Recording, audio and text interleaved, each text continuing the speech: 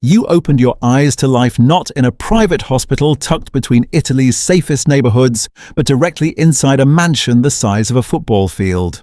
There was a man whose genes you carried, a man who stood at the head of a group people only read about in newspapers. He was a mafia boss, and you were his heir.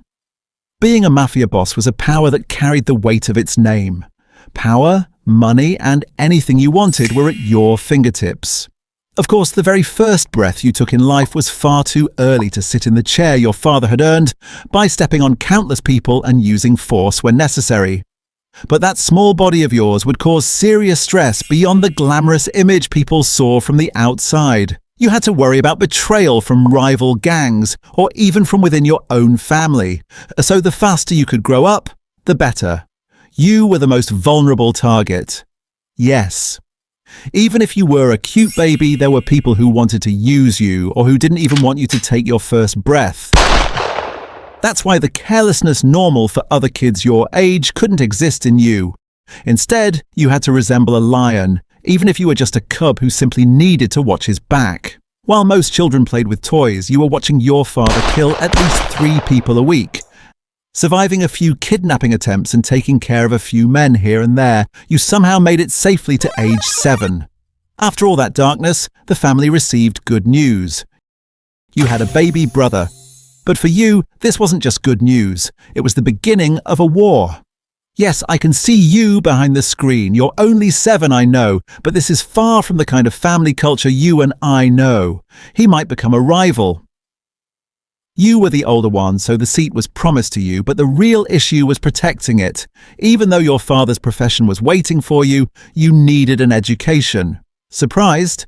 In which movie have you seen a stupid, culturally ignorant mafia boss? To even become the subject of those movies, you needed a solid education. During that time, you went to school with bodyguards. Your father even had the backgrounds of every teacher checked and reported to him, just in case a rival gang member disguised as a teacher tried to give you one final lesson. Yes, education could be shaped to that extent, because your father was the literal embodiment of dark power. Something at school bothered you? One phone call and a little bribe handled it. Depending on the size of the favor, that bribe could be a car or even a house. Officially, your father appeared to earn his money from a hotel or maybe a gas station, but in reality, your family owned casinos, drug trafficking hubs, and loan sharking networks. When borrowers couldn't pay, the mafia resolved matters their own way, and what happened was far more than what a 7-year-old should ever see. You weren't born into a gypsy family, and you didn't have Peaky Blinders culture, but of course you made money from sports betting, by paying coaches, athletes, or referees insane amounts to ensure your chosen team won. Probably the most horrifying way you made money was human trafficking. Women, children, elderly, every human being was a banknote. For their organs or for certain fantasies, people were often abducted from abroad. Anyway, no need to go into detail, but it was as disgusting as you imagine. The money was illegal, so you had to learn young how to launder it. At 16, you left school and began learning your father's business. You became a servant carrying your father's DNA, starting with small jobs, collecting protection money, intimidating people. Not extremely action-packed, but at least you weren't killing anyone yet. These were the years when loyalty and discipline were reinforced. Mafia members valued Omertà, the law of silence, and the idea that the family was everything.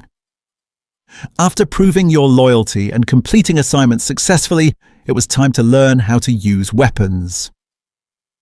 The most common weapons were pistols, revolvers, rifles, machine guns, and explosives. But the most iconic weapon was the Tommy gun, the symbol of the Mafia. And let's not forget switchblades and the armoured cars bought with money invested in security, because any clash with rival groups or assassination attempt could happen inside a vehicle. Then came the age some call a beginning and others an end. You were 20. It wasn't certain when you'd become the boss. Some did in their 20s, some 30s, some 40s, if they lived that long. You finally tasted the power promised to you since birth. You started several building projects, deciding selling houses was a pointless investment and instead turning them into concrete graves. You opened multiple laundromats, never washed a single piece of clothing, yet made millions. By 22, you had expanded the dirty business even further. Your father noticed and began retiring, telling your brother to support you the way you once supported him. But being the boss made life harder. Police, rival gangs, even your own family members wanted you dead. Wiretaps, informants, evidence collection. They wanted either to execute you or chain you to a life sentence. Still, you managed for a few years, careful and confident, and more importantly, feeling like you had nothing to lose. But as you approached your 30s, expectations grew. You were biologically expected to become a father, so the mafia would continue. Yet you knew that would create a weakness. Marriage didn't appeal to you. You had money, but legal troubles, political changes, or raids could destroy everything. Many mafia bosses around you ended up imprisoned or assassinated. You realized some things were more valuable than money, and money couldn't solve everything. At 35, you thought you had bought off a few police officers to ignore a drug shipment. But one, imagining himself a hero, refused your dirty money. You could have given him the world, but he refused. You ordered his execution. Yet this officer was connected and clever. He ambushed your men and had them arrested. You knew they wouldn't talk, even if they died. But the fear that they might was enough. You had reached 35 with only a few scratches. Wealthy, connected, but now a wanted man. You had to live like a shadow. You couldn't just resign from this job like a 9-to-5. So you aimed higher, global expansion, even America. You wanted to evolve from mafia boss to baron. Las Vegas was your target, a city built on mafia investments. With a few calls and heavy money, you became a casino owner. Now you earned even more legally. This move echoed loudly in the underworld. Your circle changed. People knew and even admired you. Eventually, you decided to leave at the peak and handed control to your brother. You married quietly. Police loved mafia weddings because they revealed networks. By your 3rd year of marriage, hotels joined your casinos. The fortune grew uncontrollably. At 40, your wife gave birth to a daughter.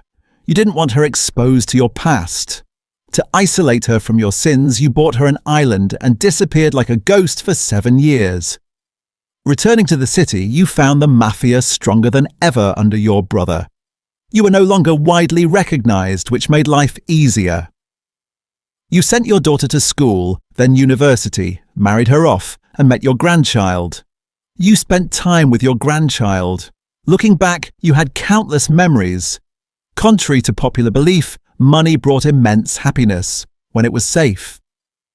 After watching your grandchild grow for a few years, you passed 70 and died of natural causes,